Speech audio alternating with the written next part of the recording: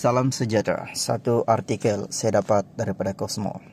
Nombor berapa saya tak kisah, yang penting pengakhirannya.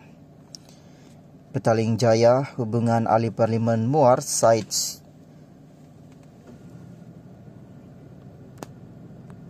Abdul Rahman dan penyanyi Bella Astila dilihat semakin mekar ketika mengadakan pertemuan bersama peminat mereka hari ini. Pertemuan yang diadakan di sebuah butik fashion terkemuka itu dilihat menjadi tarikan utama buat peminat pasangan itu hadir beramai-ramai bagi merebut peluang bergambar bersama. Selain itu, siaran langsung di TikTok juga meraih lebih 20.000 tontonan. Sekaligus membuktikan pemenang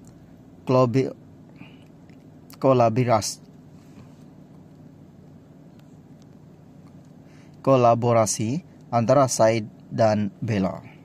Dalam pertemuan hari ini, Said dan Bella yang mengenakan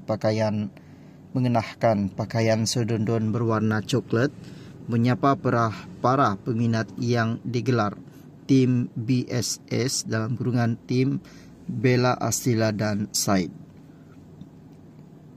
Said turut menceritakan detik mereka berdua digandingkan bersama sebagai model fashion pakaian raya. Bella yang menghubungi saya dahulu bertanya, adakah mau berkolaborasi jadi model? Masa itu saya tak tahu jenama apa. Tapi saya terkejut, rupa-rupanya saya orang keempat Bella telefon untuk mengajak kolaborasi. Siapa orang pertama, kedua, ketiga, itu kena tanya Bella. Tapi apapun, nombor berapa tak kisah, yang penting pengakhirannya, kata Said.